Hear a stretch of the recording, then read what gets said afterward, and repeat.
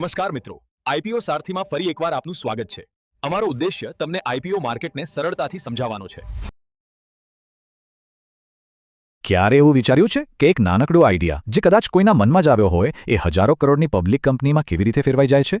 આજે આપણે એ જ આખી સફરને સમજવાના છીએ, એક વિચારથી લઈને સીધા શેરબજારમાં આઈપીઓ લાવવા સુધી. તો ચલો શરૂ કરીએ. ચલો શરૂઆત જ એક મોટા આંકડાથી કરીએ. ભારતના જે મુખ્ય સ્ટોક એક્સચેન્જ છે બીએસઈ અને એનએસઈ, એ બંને પર થઈને 5000 કરતાં પણ વધારે કંપનીઓ લિસ્ટેડ છે. આના પરથી જ ખ્યાલ આવે છે કે આપણે જે સફરની વાત કરવા જઈ રહ્યા છીએ એ કેટલી બધી કંપનીઓ માટે એક બહુ મોટું લક્ષ્ય હોય છે. અને જુઓ, આ કોઈ નવી વાત નથી. છેક 1977માં જ્યારે રિલાયન્સનો આઈપીઓ આવ્યો હતો ત્યારે એણે સામાન્ય લોકોમાં રોકાણ કરવા માટે એક અલગ જ જુસ્સો જગાવ્યો હતો. બસ ત્યારથી જ આઈપીઓ ભારતીય બજારોનો એક ખૂબ જ મહત્વનો હિસ્સો બની ગયો છે. તો સ્વાભાવિક છે કે મનમાં બે મુખ્ય સવાલ આવે. પહેલો, કંપનીઓ જાહેર જનતા પાસેથી પૈસા ભેગા કરવા શા માટે માંગે છે? અને બીજો, આ આખી પ્રોસેસ જેને આપણે આઈપીઓ કહીએ છીએ એ આખરે કામ કઈ રીતે કરે છે? ચાલો આ બંને સવાલોના જવાબ શોધીએ. આખી વાતને એકદમ સરળ રીતે સમજવા માટે આપણે એક કાલ્પનિક ટી-શર્ટ કંપનીની વાર્તા લઈએ. માની લો કે એક કંપનીની શરૂઆત એક સિમ્પલ પણ દમદાર આઈડિયાથી થાય છે કે આપણે એકદમ ખાસ ડિઝાઇનવાળી ટી-શર્ટ બનાવીશું. હવે આઈડિયાને હકીકતમાં બદલવા માટે શું જોઈએ? પૈસા. શરૂઆતમાં મોટાભાગના સ્થાપકો શું કરે છે? પોતાના મિત્રો, પરિવારના સભ્યો કે પછી કોઈ ઓળખીતા ધનિક વ્યક્તિઓ પાસેથી પૈસા લે છે. આ જે શરૂઆતનું ફંડિંગ છે એને સીડ કેપિટલ કહેવાય છે. સમજી લો કે આ એ બીજ છે જેમાંથી કંપનીનો છોડ ઉગે છે. હવે ધારો કે આપણી ટી-શર્ટ કંપની તો હિટ થઈ ગઈ. એની ટી-શર્ટની ડિમાન્ડ એટલી વધી ગઈ કે વાત ન પૂછો. હવે કંપનીને મોટી કરવી છે, નવી મશીનરી લાવવી છે, બીજા શહેરોમાં સ્ટોર ખોલવા છે. આ બધા માટે વધારે પૈસાની જરૂર પડશે. પેલું સીડ કેપિટલ હવે ઓછું પડશે. અને બસ આ જ સ્ટેજ પર એન્ટ્રી થાય છે વેન્ચર કેપિટલિસ્ટ એટલે કે વીસીઝની. આ લોકો પ્રોફેશનલ ઇન્વેસ્ટર હોય છે જે મોટી રકમનું રોકાણ કરે છે અને એના બદલામાં કંપનીમાં હિસ્સેદારી લે છે.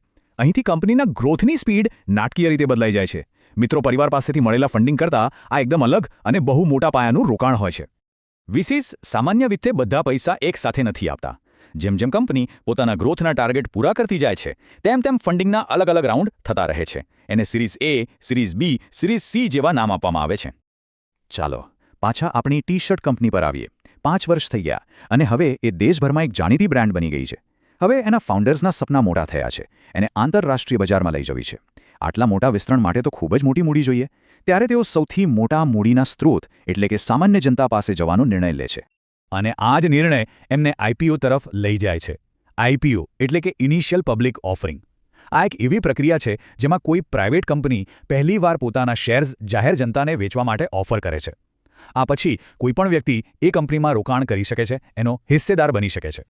તો મુખ્ય વાત એ છે કે આઈપીઓ દ્વારા એક કંપની પ્રાઇવેટમાંથી પબ્લિક બની જાય છે.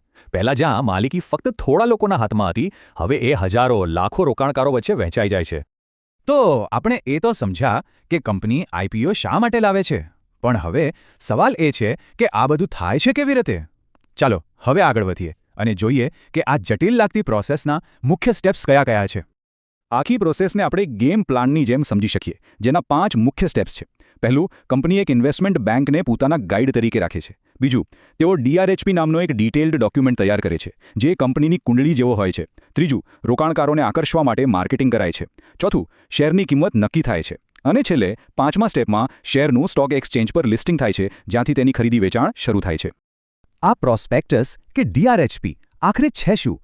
એને તમે કંપનીનો એક સંપૂર્ણ રિપોર્ટ કાર્ડ સમજી લો. એમાં કંપનીની આર્થિક હાલત કેવી છે, મેનેજમેન્ટ ટીમમાં કોણ કોણ છે, ઇન્ડસ્ટ્રી કેવી ચાલી રહી છે અને સૌથી અગત્યનું, રોકાણકારો માટે કયા કયા જોખમ હોઈ શકે છે એ બધું જ લખેલું હોય છે.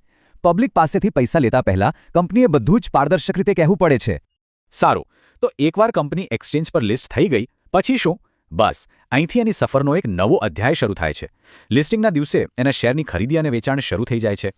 અહીં બે બજારો વચ્ચેનો ફરક સમજવો ખૂબ જ જરૂરી છે. જ્યારે આઈપીઓ આવે છે એને પ્રાઇમરી માર્કેટ કહેવાય. અહીં કંપની સીધા રોકાણકારો પાસેથી પૈસા મેળવે છે. પણ એકવાર શેર લિસ્ટ થઈ જાય પછી એની જે રોજની લેવેચ થાય છે એ સેકન્ડરી માર્કેટમાં થાય છે. અહીં એક રોકાણકાર બીજા રોકાણકારને શેર વેચે છે.